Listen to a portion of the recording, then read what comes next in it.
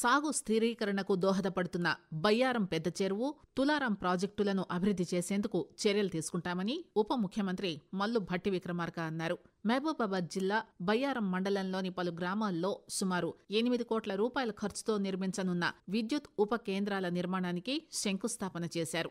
అనంతరం ఏర్పాటు చేసిన బహిరంగ సభలో మాట్లాడుతూ ఆయన ఏజెన్సీ ప్రాంత రైతులకు విద్యుత్ సమస్య రాకుండా ఉప కేంద్రాలను ఏర్పాటు చేస్తున్నామని, గిరిజన నియోజకవర్గాల్లో అదనంగా ఇందిరమ్మ ఇల్లు మంజూరుకు ప్రభుత్వం ఆలోచిస్తోందని అన్నారు.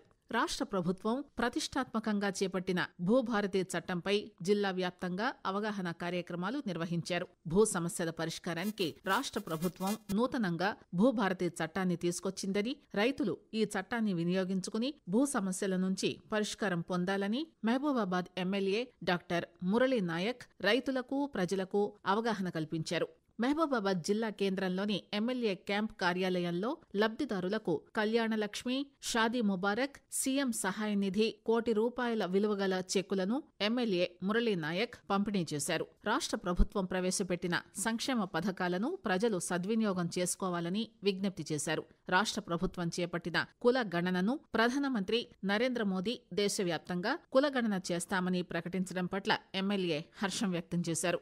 బాల్య వివాహాల నిర్మూలనకు ప్రతి ఒక్కరూ కృషి చేయాలని జిల్లా బాలల సంరక్షణాధికారిని నాగవాణి విజ్ఞప్తి చేశారు.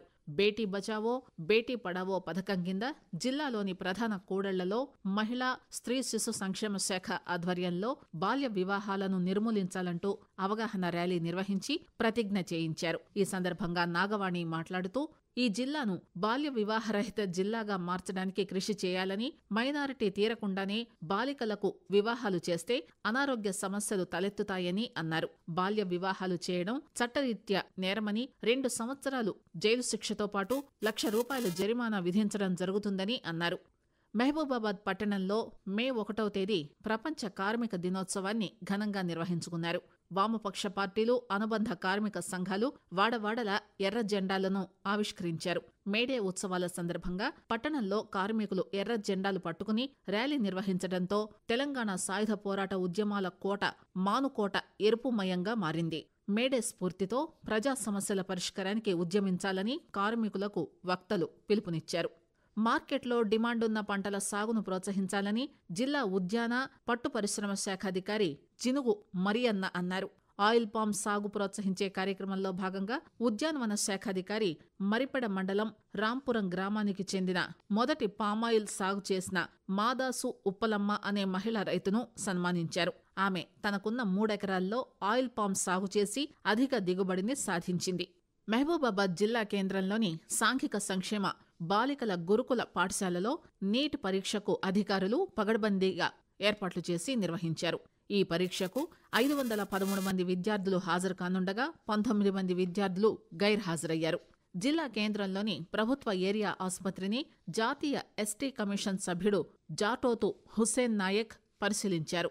ఆసుపత్రిలోని పలు విభాగాలను పరిశీలించి రోగులకు అందుతున్న సౌకర్యాలను, ఇబ్బందులను వారిని అడిగి తెలుసుకున్నారు. అనంతరం ఆయన మీడియాతో మాట్లాడుతూ ఆసుపత్రిలో సిబ్బంది, మందుల కొరత, అత్యవసర వైద్య సేవలందించే పరికరాలు సరిగ్గా పనిచేయడం లేదని, రోగులు తీవ్ర ఇబ్బందులు పడుతున్నారని ఆగ్రహం వ్యక్తం చేశారు. వైద్య కళాశాల భవన నిర్మాణం పనులు త్వరితగతిన పూర్తి చేసి మరిన్ని సేవలు అందుబాటులోకి తీసుకురావాలని అధికారులను కోరారు.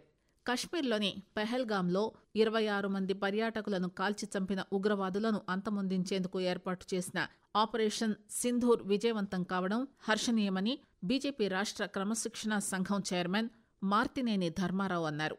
ఆపరేషన్ సింధూర్ విజయవంతమైన సందర్భంగా జిల్లా కేంద్రంలో బీజేపీ ఆధ్వర్యంలో జాతీయ జెండాలతో తిరంగా ర్యాలీ నిర్వహించారు.